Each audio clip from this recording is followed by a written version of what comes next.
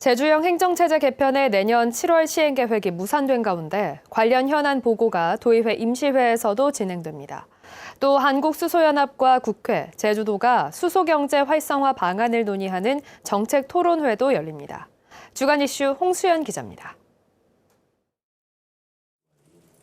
오형훈 도지사가 내년 7월 시행이 어렵다고 시인하며 또다시 시간을 끌게 된 제주형 행정체제 개편.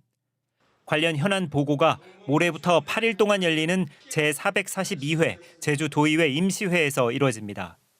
현안 보고에서는 행정체제 개편에 대해 도의회가 실시한 여론조사 결과를 놓고 제주도의 입장과 대책은 무엇인지와 예산 집행 계획 등에 대한 질의와 답변이 진행될 것으로 보입니다.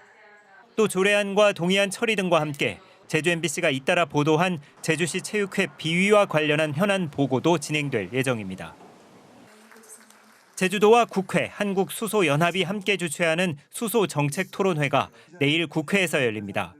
대한민국 그린 수소 밸류체인 강화를 위한 국제협력과 시장 확보 방안을 주제로 마련되는 토론회에는 국내외 수소 전문가 등이 참석해 세계 수소 시장에 대응하고 그린 수소 강국으로 도약하기 위한 방안을 모색합니다.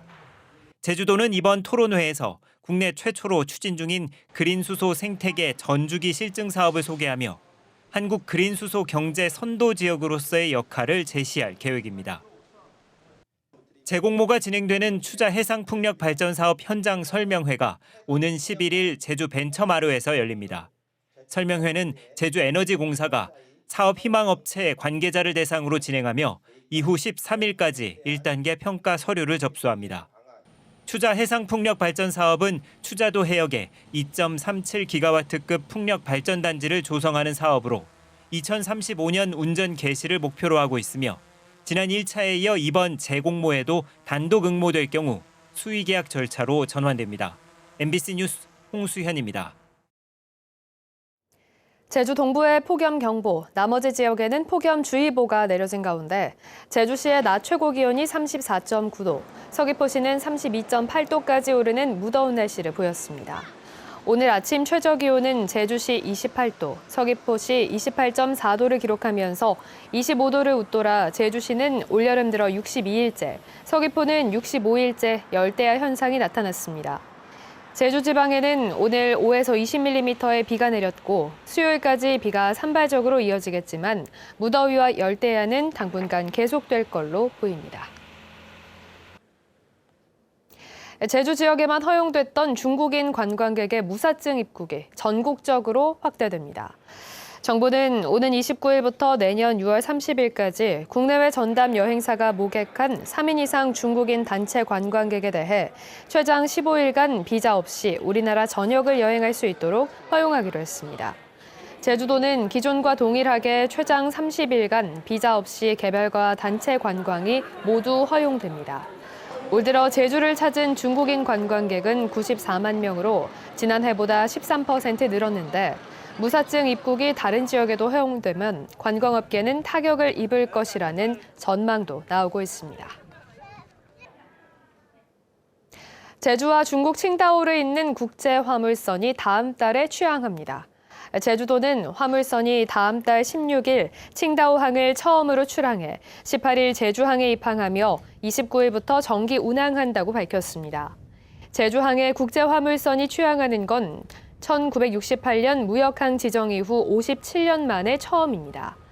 제주도는 기존의 부상항을 경유하는 항로보다 물류비가 40%가량 줄어들 거라고 밝혔지만 화물선이 적자가 나면 3년간 최대 225억 원을 보전해 주기로 해 논란도 일고 있습니다. 제주도의회가 한진그룹 계열사인 한국공항의 지하수 증산 허가를 오는 12일 심사합니다. 도의회 환경도시위원회는 12일 제주도가 제출한 한국공항의 지하수 취수량을 하루에 100톤에서 146톤으로 늘리는 변경 허가 동의안을 심사합니다. 한국공항은 대한항공과 아시아나항공의 기업 결합으로 기내용 생수 수요가 늘었다며 증산을 요청했는데 시민단체들은 공공자원인 지하수를 기업이 사유화하려 한다며 반대하고 있습니다. 제주도 보건환경연구원은 올해 제주 지역 황사 관측 일수가 1일로 최근 10년 동안 최저 수준을 기록했다고 밝혔습니다. 지난해에는 황사가 9일 관측됐고 최근 10년 동안 가장 적었던 2020년과 2022년에는 3일 관측됐습니다. 올해 전국적으로는 황사가 9일 관측됐고 서울이 6일, 인천과 부산은 2일 관측됐는데 제주는 전국 주요 도시 중에 가장 적었습니다. 제주도 농업기술원은 재래종보다 우수한 제주 쪽파를 개발했다고 밝혔습니다. 제주 쪽파는 올해 시험 재배한 결과 재래종인 무안 쪽파보다 생산량이 60% 이상 많았고 상품성이 좋아 가격도 30% 가까이 높았습니다. 뉴스데스크 제주였습니다. 고맙습니다.